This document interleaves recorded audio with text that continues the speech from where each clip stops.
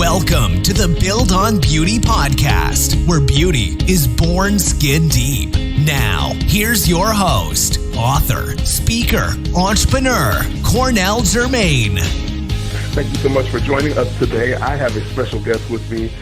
She is an author, speaker, entrepreneur, personal finance coach, a featured columnist and television commentator, and the personal finance expert for the Steve Harvey Morning Show. Please help me welcome, on the subject of money matters, Miss Patrice Washington. Patrice, how you doing today? Hey, I'm good. How are you? Good. Glad you could join us today. We're going to cover as much ground as we can. The subject matters that you handle with money are so vast, and there's so many areas that we can go into, but we're going to cover as much as we can, and hopefully our listeners can get some nuggets and some wisdom as it pertains to personal finance. Let's start with your story first. You have a very unique story as it pertains to money. Share with our audience how you became familiar with money and how to handle it.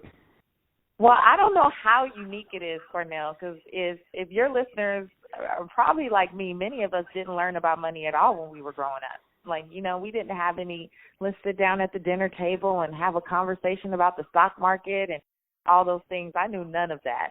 I didn't even really know what money looked like because my mom used credit cards so much. So I thought that adults used credit cards. So, for me, growing up and going to college, I got into a lot of credit card debt. And it wasn't because I wasn't a smart kid. I was in college on scholarships at a great university.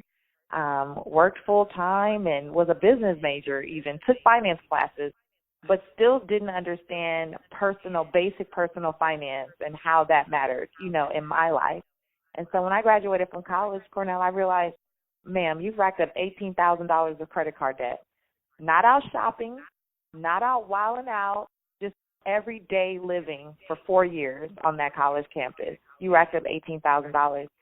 And after I cried and felt all the embarrassment and guilt and shame, I really, I just really made it my mission to do whatever I could, to learn whatever I could, to never feel like that again.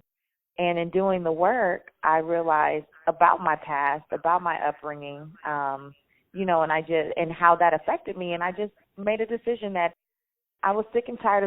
I was sick and tired of realizing that, man, this is a cycle in my family. I come from generations of poverty and poor money management. And so I wanted to start everything over. I have recently started a business. I got into real estate at 19 years old as a sophomore in college, became a real estate and mortgage broker at 21. And a part of how I grew my business, which grew to a 7-figure business by the time I was 25, was in taking all of the personal finance stuff I was learning and teaching it to my clients and inviting my clients, their friends and family, to my office so that I could teach them about budgeting, teach them about repairing their credit, or, teach them whatever I was learning from myself. And that was going really well. The business was booming. Everything was popping until the recession hit. And when the recession hit, obviously I was in real estate. The bubble burst. So did everything, that my then boyfriend, now husband, and I had worked for. And we found ourselves going from that 7-figure business to scraping up change, even though I had been trying to do all the right things for those few years in between. And I ended up going from a 6,000 square foot home in Southern California to a 600 square foot box in Metairie, Louisiana. And found myself just in a place where I was like, God, what did I do? I tried to do the right thing. I tried to implement everything that I learned and that I was teaching other people. How could this happen to me? Like, I'm a good person. I operate in integrity. What happened? And I was led to a scripture, Proverbs 17:16, which said, what good is money in the hands of a fool if they have no desire to seek wisdom? And that scripture changed my life, and it actually was the basis for my company, Seek Wisdom, Find Wealth. And what I realized is that because I came from not knowing anything about money, because I came from the hood, from Leimert Park in Los Angeles, because I came from just this cycle, I thought that the cycle would automatically be broken, Cornell, if I just chased money. It was all about how do I make money, how do I make money, how do I make more money and more money and more money. And I became really good at that. but I wasn't great at asking for help. I wasn't necessarily great at utilizing people. I would read things and think that's all I needed to do, and I commend people. I'm an author, so I commend folks for reading, but I wasn't going to the financial advisor and saying, you know what, can we sit down and really talk about a plan? Can we really talk about a strategy to make sure that my money continues to grow, that I'm investing it properly? I thought I was the one that knew it all because I had read a few books and attended some seminars. And so, I asked God, I said, if you give me an opportunity to rebuild myself, rebuild my life, and seek wisdom, do this the right way, I promise that I will take everyone with me that I can. And that's what happened. I didn't have it all together when I started to educate people again, at being at my lowest point. But I would tell people, I lost all my money, but my mind is not bad. And I know what I did to get it. I'm going to do it again, but this time I'm going to use as much wisdom as possible, and I'm going to use the help of other people to help me really secure this thing. And so here we are today. I've been doing that now since 2009. So for the last 7 years, I've just been on a mission to help other people seek wisdom so that they can find the wealth that they desire. Now you're saying seek wisdom, and it's funny that you mentioned chasing money and just being so conscious of building this bank account or whatever. When that's people who do that, they often think they're doing the right thing. They think because they're so conscious of the cash flow, I got to bring more in, that they're on the right track. So you're saying that that's a part of it, but it's not the entire story. You need more than just those cash flow vehicles.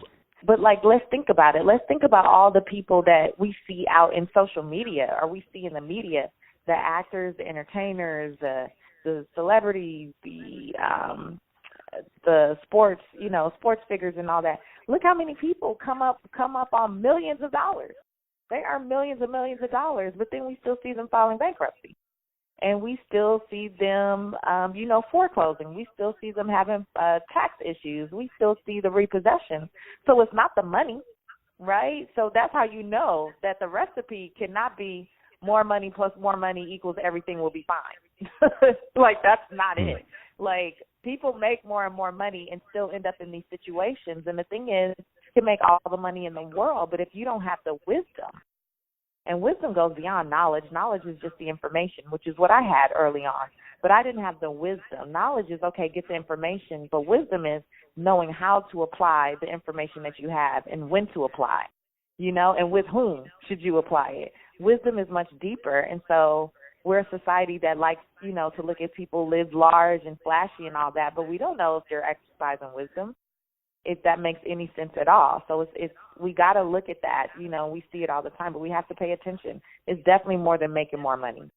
A lot of folks make more money and end up broke. Wow. A common thing in much of your work hinges on mastering the money mindset. What exactly does the money mindset look like, and why is it essential to the personal finance? I'm so glad you asked me that. A lot of people don't ask that. I love it because that's where it all starts. I always say becoming wealthy has 100% nothing to do with money. It has 100% everything to do with us and our mindsets towards money. And it's kind of like we were just talking about, you can have the money, but if your mindset is not in the place to manage that money well, to make sure that it's growing, you're always going to be in the same place. And so, what I teach people through my books and my work is basically that we all have a financial blueprint, right? And a financial blueprint is the way that we interact with money. And a lot of us, we set financial goals year after year. I'm sure, you're listening to me right now, and January 1st, 2016, you were like, this is my year. I'm going to be out of debt. I'm going to have the most savings I've ever had. I'm going to open that business. I'm going to do this. I'm going to do that. And now we're, past the mid-year point, and you're still trying to figure out, what happened? Well, the thing is, you can have the best intentions in the world. But again, if your mindset, if there's something holding you back in that financial blueprint that you're not aware of, you're going to be running in circles. So, I gave an example with me growing up, seeing my mom use credit cards a lot. I could say I'm going to be out of debt until I'm blue in the face. But if deep down in my subconscious I believe, adults use credit cards, that's just what they do. I'm going to steady be saying I'm going to get out of debt while still swiping my credit card.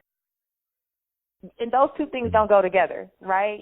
If you're saying one thing and your actions are doing something else, how can you expect to find the success that you're looking for, right? It's like saying I'm going on a diet and then you walk into the food court at the mall, sampling everything. Mm-hmm. Well, that don't make sense. It's the same thing with money. You can't say I'm going to be out of debt or I'm going to save more, and then you're still doing things that are unsupportive. The problem is when we don't do the work to figure out why we do what we do. Like, I have to understand, you use credit cards and you think that's the quote-unquote adult thing to do because you only saw your mother use credit cards. Now, my mom is not a bad person. She is the best mother I've ever had in my life. She's amazing, but she set a poor example.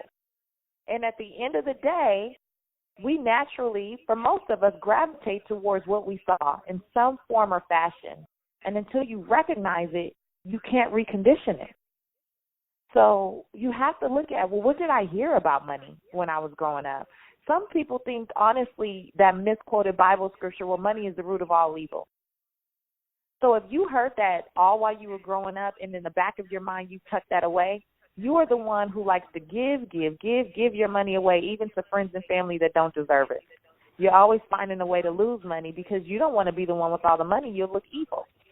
You'll look like the bad guy. You must have you must have robbed, cheated, stole. Maybe, you're not a good person anymore. It's amazing. After counseling and coaching hundreds of people, it's amazing the stories that we come up with in our subconscious that keep us kind of stuck in that cycle.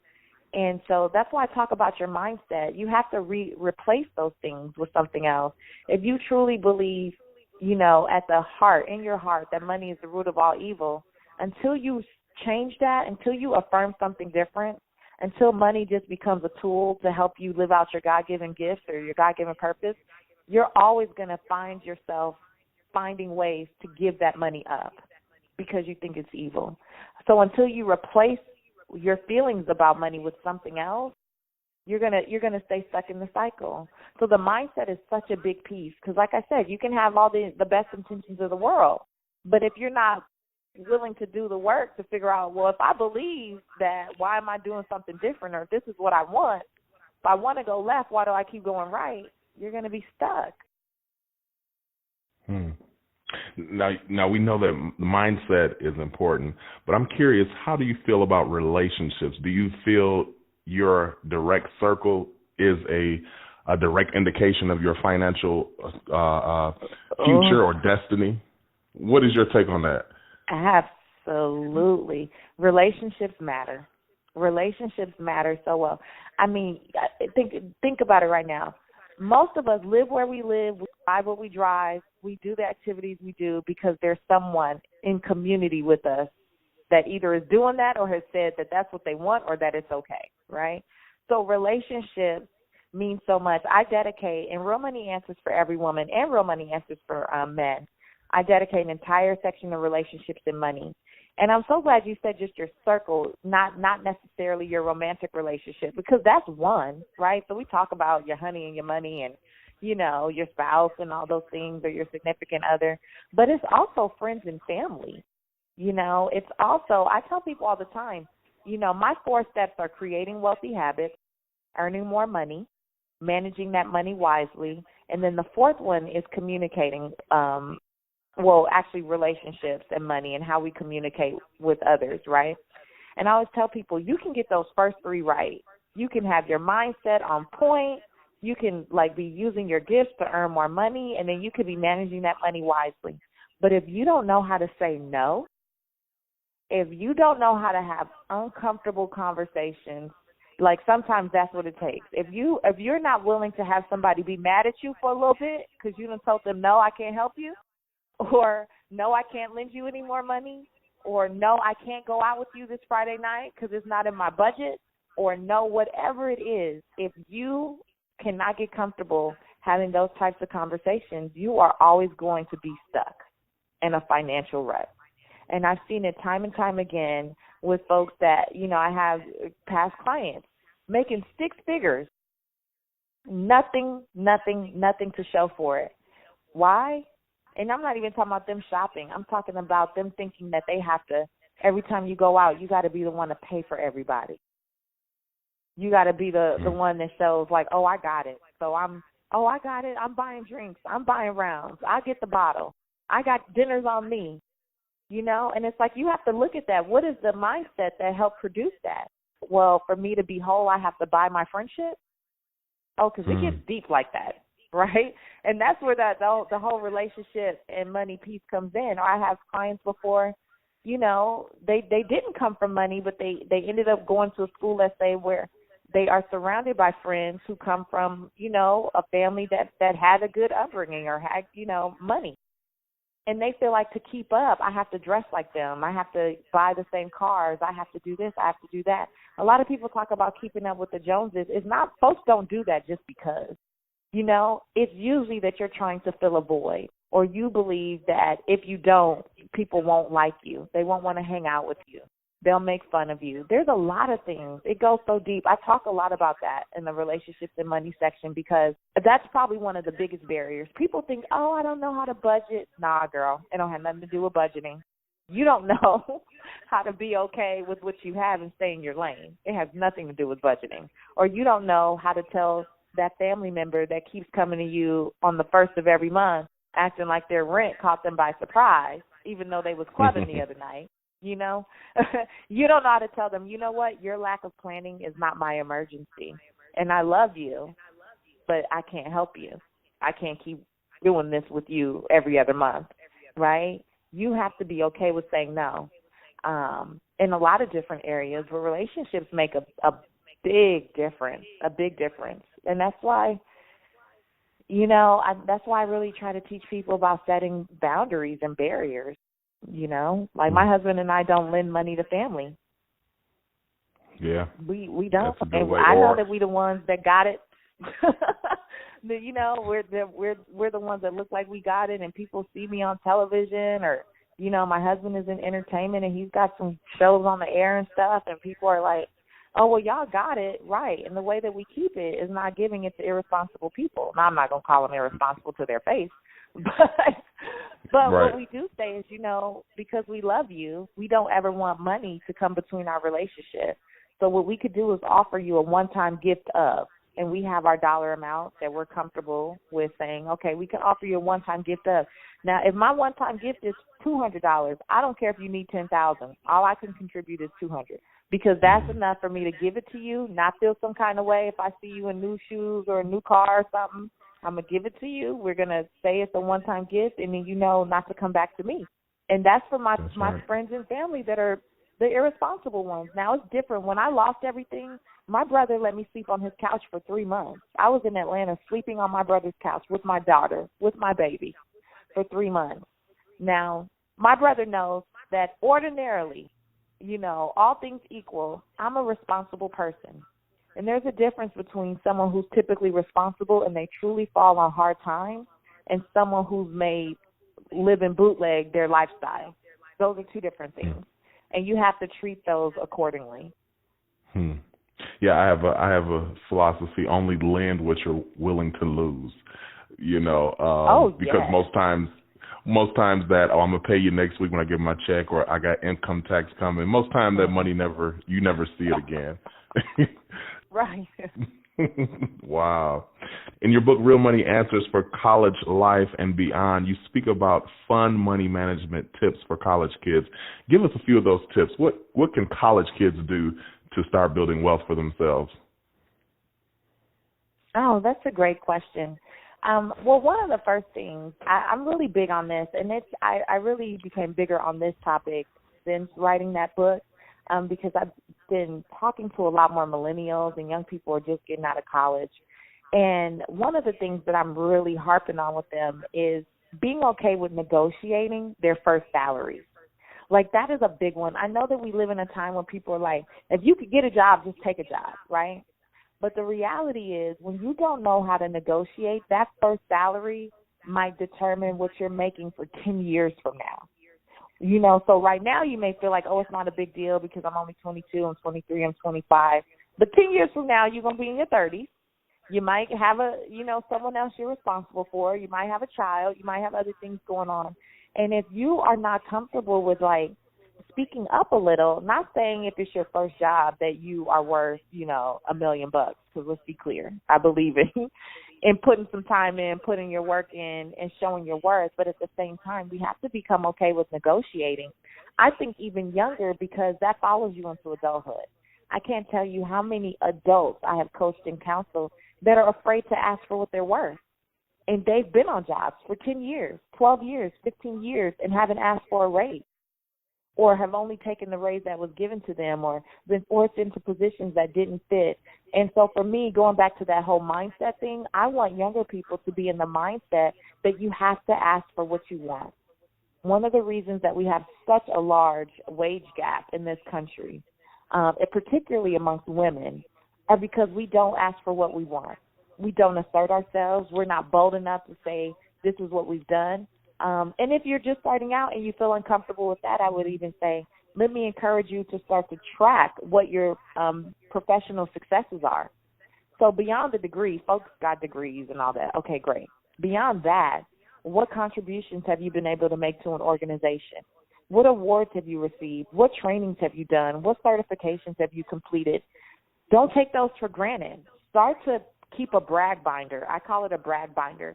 And either whether you do it electronically on your computer or your tablet, or you do a physical one like I do, where I print out the good notes, I print out the things that I get back, the feedback that I get back from people, and I put it all in one place so that when it's time for me to negotiate a contract, or when it's time for me to, submit a proposal or have a call with a brand who's thinking about hiring me, I remember how worthy I am, and I don't sell myself short. And because of that, you'll end up making tens, if not hundreds of thousands of dollars more over your career and lifetime than the average person who's afraid to speak up. So that's my ultimate tip, because at the end of the day, earning more money is also, like I said, a big piece of this puzzle. And I think sometimes with financial success, everyone wants to hop to investing and, saving and budgeting. But I can't tell you how many people I've counseled who said, I would love to do that if I earn more money. So I just cut straight to it in my books. Section 2 is about earning more money. I cut straight to it because I want you to understand, one, that's a piece of the puzzle, and two, that we're all blessed. I guess this would be for young people too. We're all blessed with gifts and talents and skills that God gave us freely to produce wealth, and never sleep on those. If you are gifted in an area, that is a part of your purpose. That's a part of you, of what you're supposed to use to find prosperity.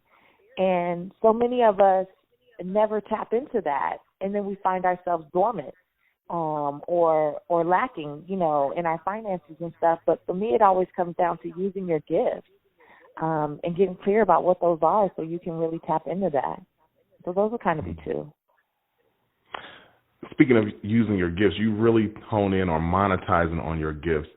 How does one really do that? How does one take a gift that they have and turn it into a financial income for themselves? That's a good one. Well, one of the first things that I would say is a lot of people miss out on using their gifts because it's right under their nose. And a lot of folks think that your gift has to be dribbling a ball or singing or playing a piano. Like, look, I don't do none of that. I played piano as a kid. Don't even think about asking me now, right? Like that, it just wasn't my gift. It's that your gift is the thing that comes naturally to you. It's the thing that you do better than anyone else with the least amount of effort. Like it just flows to you, right? And I talk a lot, as you can tell, Cornell. And, I used to get in trouble for that when I was in school. I always got in trouble. Talk too much was on every report card, right? But now I get paid to speak. I was a great writer as a kid. Now I get paid as an author, and I get paid to write articles and stuff. And for so long, because I didn't, my friends, I thought, a gift is when you're a singer, a gift is when you can dance, a gift is when you can flip and do all this stuff. So I took my gifts for granted. And it wasn't until I lost everything that I had to sit down and I just, I was reading a great book, Coach Yourself to Success. Her name is Talane, Talane Medina. And in that book, she talks about digging deep and going all the way back and pulling out the themes, like different things that stand out, good or bad, different things that stand out about yourself, and then trying to, put it together. And once I told God, okay, I know I want to help people with finances, even as I help myself, I still didn't know how that would be expressed, right? I knew I wanted to help people with money, but I didn't know how. Like, is that just trying to work with people one-on-one, or what does that look like? And when I did those exercises, one of the things that I wrote out was that, man, I used to get in trouble for talking all the time. Like, a sister loves to talk, and now I have a 9-year-old daughter who loves to talk too. So now I see the pain that I put people through my whole childhood. But, for me, it was like I had to write that out. I had to think back to, man, I used to get in trouble for talking a lot, but I also was class president. I was student council president. I love leading the meetings. I love getting up on the stage in front of people. In my last business, I love when I do the trainings. And it was really sitting down and being still and being quiet and really reflecting on my life and pulling those things out. I used to love to journal as a child. I loved to write stories as a child. I used to write my own little books. But it never dawned on me that I would be an author. And no one around me ever suggested that I be an author. It's like, oh, Patrice just writing her little books again. And now I've written 3 best-selling books, But I never thought about it that way. So I looked for, my skill set is finance and business, right? And then I said, but how can I marry that with my gift? Okay, you talk a lot, you're gifted in talking, you're not scared to get up and speak in front of people. Maybe you should just talk about money. And then it was, okay, you love writing, you haven't written in years, so maybe you should just write about money. So I started a blog. And everything that I started to do, Cornell, I did for free. So before Seek Wisdom, Find Wealth was a multiple 6-figure business, as it has been these last few years, I volunteered to just talk about money. I met people at churches, and I would tell them what I do. They're like, oh, you should talk to my women's group. Absolutely, I'll do it for free. Absolutely, I'll come speak for free. Absolutely, I started blogging, doing a free blog, and then I was submitting my articles to other websites for free. And that's the thing about it. Yes, it's going to be the thing that you earn more money with, but you may not earn more money overnight. And I see a lot of people get impatient because they expect overnight success. There's no such thing as an overnight success. When people tell me, like, oh, I just saw you for the first time on Dr. Oz, like, you just came out of nowhere. No, ma'am, I didn't come out of nowhere because I've written almost 400 articles on money and business. So I didn't come out of nowhere. You say, let's be clear. But I did a lot of that. But let's be clear, honey. Let's be clear. That was sweet. That was cute. But that's not the truth. It's like before I was doing a segment on the Steve Harvey Morning Show, I was doing every Blog Talk Radio interview I could. I was pitching myself, every online radio host. I did hundreds of those before I even got on national radio on a weekly basis, So, and I love doing these just because I can talk because, on the radio you have to be super quick. And I don't feel like I get to really, always connect, when I do those. So, but the thing is, once you figure out what that thing is, practice doing it. Just do it. So if you're like, oh, I'm a pretty good writer, I'm a pretty great cook, then cook. If you're, don't say, oh, I have to get business cards tomorrow and become a personal chef by Tuesday. That's not how that works. You build the muscle and you figure out how you're going to earn more money in doing it. First, you got to just do it. And then you start to attract opportunities and you start to find your way and find your rhythm and find your voice. But first, I just want you to do it. And that's the hurdle that so many people can't get over. And I think it's because we really haven't been conditioned, particularly in our community. We haven't been conditioned to trust what's in us. We've been conditioned to trust what other people give us or tell us we can do, or, hey, I think you should do this, or come work this job. But when it comes to pulling something out of yourself and saying, I want to do this, sometimes it's difficult, especially when your direct surroundings are not validating you. And I think that's where we fall short. We want validation all the time.